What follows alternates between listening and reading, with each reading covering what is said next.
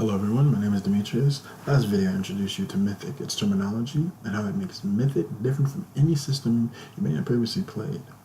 Today I will explain what mechanics take part in your Mythic adventures. In the introduction video, many of you may have been wondering what I meant by being able to play a game session without someone playing as a set GM or even without a GM preparing for hours in advance.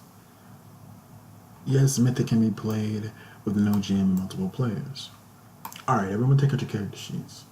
Players decide on an opening scenario. We are tasked with clearing this bandit camp out of the cave system, and perhaps a few details or two. The bandits have been robbing caravans that are delivering much-needed goods that were for the townspeople, and Mythic takes it from there. All actions are decided through the asking of yes/no questions and the application of logical principles. By answering questions, the adventure moves along with the occasional random event throwing players a curveball. The action is broken into scenes, just like in movies, to keep everything straight. So you can see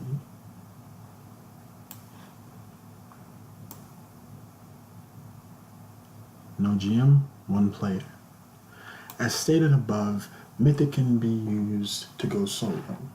There are many solo systems in the past, but let's be honest, they all sucked.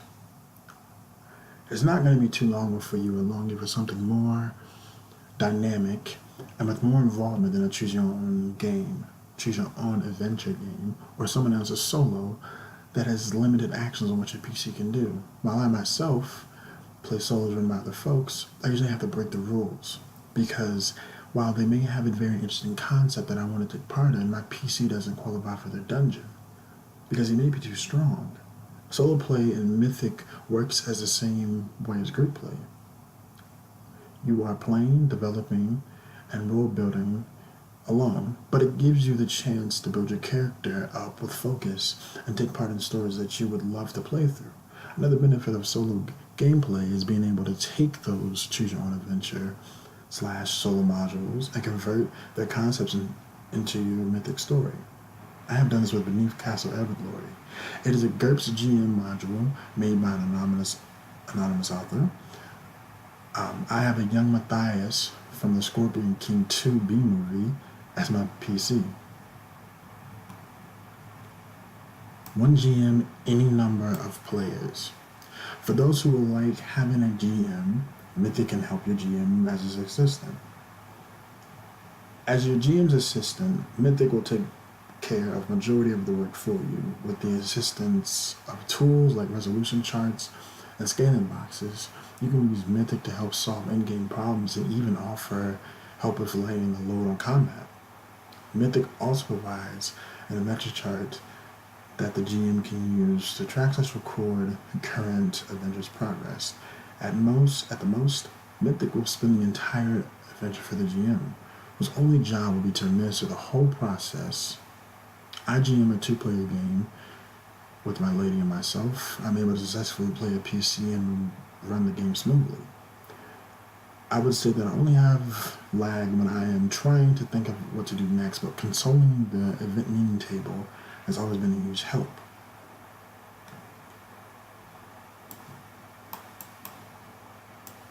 Mythic standalone. Mythic can be played as a complete role-playing game. The same logic-based tool that guides an adventure along can also answer other questions such as, can Melvin beat an elephant in telepathic combat? On his own, Mythic is a free-form and interpreted system. Much of the details defining a campaign will come up as the adventure proceeds. The rules presented in this book will present Mythic as a standalone game. That way, you can take what you like and leave the rest, or use the whole system. Mythic with other RPGs.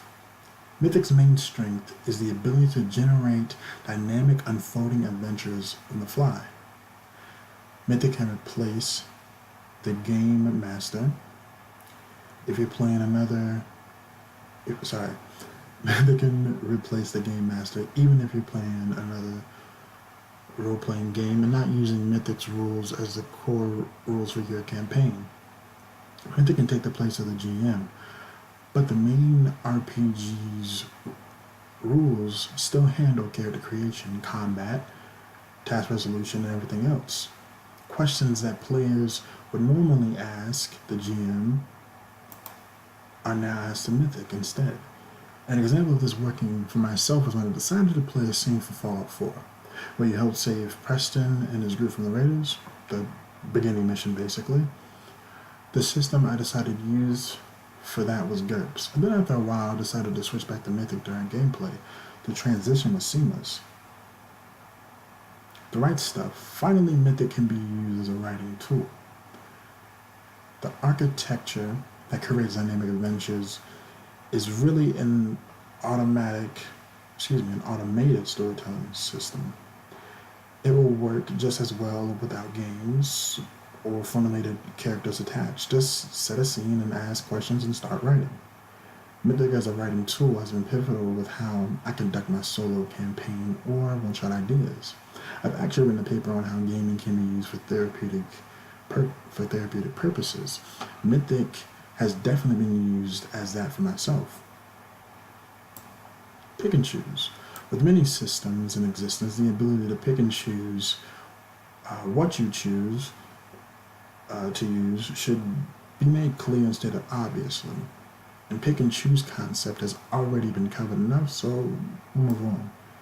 The importance of logic and interpretation. The two central concepts of running a Mythic adventure are logic and interpretation. The entire mechanic for generating adventures on the fly, playing without GM, and making it all work hinging on the proper application of logic and interpretation. So where logic comes in. You use logic to figure out what happens next. This is done by considering what has already happened, applying whatever new twists have popped up, and deciding on what the most logical outcome would be. The final outcome, if important, will be tested on the fate chart and will go one of several directions. Whatever is most logical is what is expected to happen next. Expected does not always mean as you have planned. If you fail at trying to use a powerful magic and it explodes, logically, what happens next is your PC or your PC's allies are hurt. Unexpected events will pop up and out, and turn your scene or the entire adventure on a 180. In the worldwide GM/Adventure My Lady, we have defeated a demon that was unleashed on the Holy City. In my solo campaign, while walking to the next village to finish trade In my solo adventure, while walking to the next village to finish trade negotiations between the Redskin Orcs and Black High Lizard Folk, my warrior monk was confronted randomly by a succubus that was sent as a messenger to tell Vega that a demon has successfully assassinated the Sultan of the Holy City. In the same breath, the succubus told my warrior monk that her demon lord wanted me to be his Hell Knight. The demon lord has looked into the future and seen that the warrior monk would one day be the bane for all demon kind.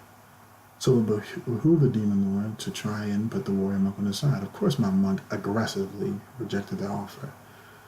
This harping on logic will make more sense later in the book, but I wanted to hook your mind on it now while you're fresh. Where interpretation comes in, most information in Mythic comes from asking of simple yes or no questions. Mythic provides a framework for writing general answers to these questions. Logical interpretations are needed, of course. Improvisation. You already know that Mythic is improvisational. Logic dictates what happens next. Interpretation decides the answer to these questions, and improvisation is the glue that fills in the holes and keeps it all together. Improvisation comes from the players and usually in the form of questions. One of the biggest annoyances I have with certain famous systems is the lack of improvisation. Tunnels and Trolls is the father of improvisation in tabletop RPGs for the fact that Kensei Andre's use of the saving throws as a way to perform stunts. There were two reasons with stunts to perform stunts with tones and trolls. One reason, make combat dynamic, not static. Funny, and most importantly, fun. Second reason, by giving players adventure points, AP, or Kin's versions of experience points, for succeeding in their saving throws ensures that they will be more and more daring with stunts. The biggest takeaway from the improvisation in Mythic is for the player to think outside the box and have fun. If your PC cannot harm its target because its armor is too dense, it is possible for your character to look for weak points in the armor. Maybe the target has a bad knee and you can exploit that. Or maybe you can damage the armor itself and break it open. Tunnels and Trolls had spite damage. This means that for every 6 you roll, 1 point of damage gets through your target's armor. This concept directly means that if you're using a rounded mace on your armored foe, then that 1 point of spite damage means that your target was knocked around inside the armor or maybe bruised a rib. A single question asked by a player can change the course of a conversation, encounter, or even the course of the adventure. This is the result of the player creating new details within the game world that did not previously exist until they improvise the question from their imagination.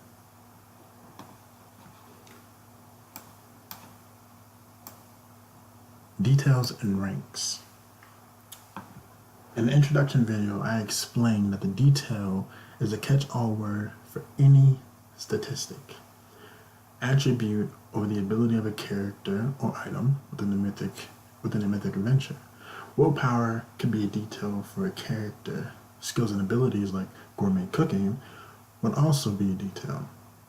When your super strong PC wants to rip the vault door off its hinges, asking Mythic for the density and weight of a vault door is a detail as well. I mentioned too that every detail in Mythic has a corresponding rank. A rank is a description of the potency ranging from weak to strong. The higher the rank, the more potent the detail. A character with a high ranking strength detail is very strong. For instance, a task with a low rank difficulty is easy to accomplish. Two, what are the ranks that every detail in Mythic has a corresponding rank? Ranks are expressed in a common language. A character that can bench twice its body weight might have the strength ranked at high, and I mentioned be exceptional with the cryokinesis. Mythic uses its own set of adjectives to describe ranks, which are very subjective. These ranks can also be found on the fate chart.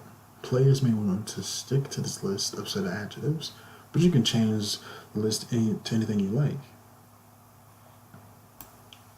Ranks will be used to determine the spur of the moment. A character trying to use speechcraft to convince the cops that they were not the rampaging monster might pose the question, do they believe me? The acting rank would be your speechcraft versus the difficulty rank of the cop's IQ. There's a lot of subjectivity whether the cops or a cop may have seen you transform back to your human appearance or not. You could also try your odds by rolling against the IQ of each cop, or considering rolling against the collective rank of their other HQs, of their IQs, excuse me. But what are these ranks relative to? To keep yourself from being completely overwhelmed with trying to figure out just one answer to this question, keep in mind this one question. What is the human adult average? Many people that are familiar with many systems know that 10, 11, and 12 are considered the human averages. I translate 10 to 12 being under the rank average, 8 to 9 to be below average, and 13 to 14 being above average. Using a basic example of strength to this application, a human adult average with strength is that people cannot lift their own body weight. The above average human adult can lift their own body weight. The strength of a below average adult the strength of below average human adult could equal the average of a teenager's. And for anybody that might be kind of familiar with how I'm using with this kind of terminology, I did get it from Try TriStat DX. Their how they kind of did their own ranks actually really helped improve my solo gaming, and helped me translate so many characters to Mythic. It really made it a lot easier for me, specifically for like comic books, mangas, movies, television. It really, really helped me a lot. Okay. I will show the use of these details in the next episode during character creation. See you then. My name is Demetrius, and thank you for watching.